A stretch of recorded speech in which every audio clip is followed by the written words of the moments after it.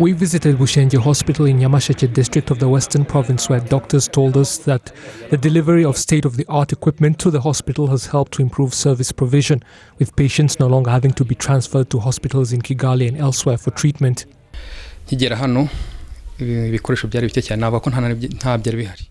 When I first got here, there was very little equipment.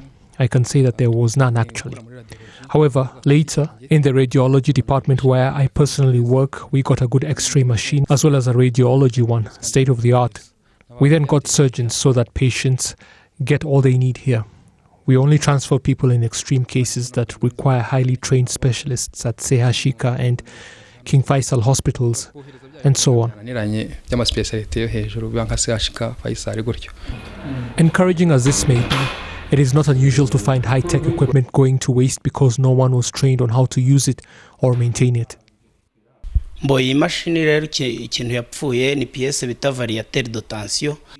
This machine's tensioner pulley failed after the one-year guarantee from the supplier ran out. The Ministry of Health was supposed to award a tender for the maintenance of these machines because we cannot issue such a tender as the hospital. The problem is that we do not have qualified technicians to maintain such machines. Otherwise, they certainly would be repaired and put to use again.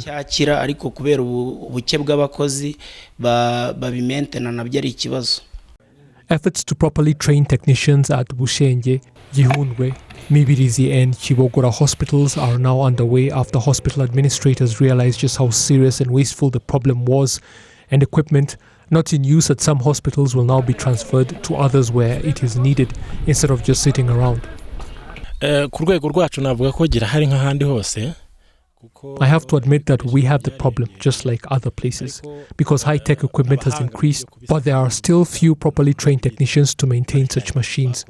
For cases where hospitals have more equipment than they need, the Ministry of Health and the Rwanda Biomedical Center did account, and a redistribution is going to take place with some being transferred to hospitals with shortages.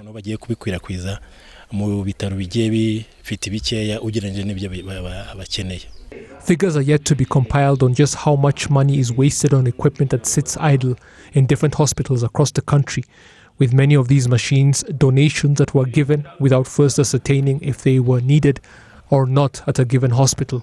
There is also the problem of getting spare parts for the machines, and in most cases they must be ordered from the manufacturer at great cost.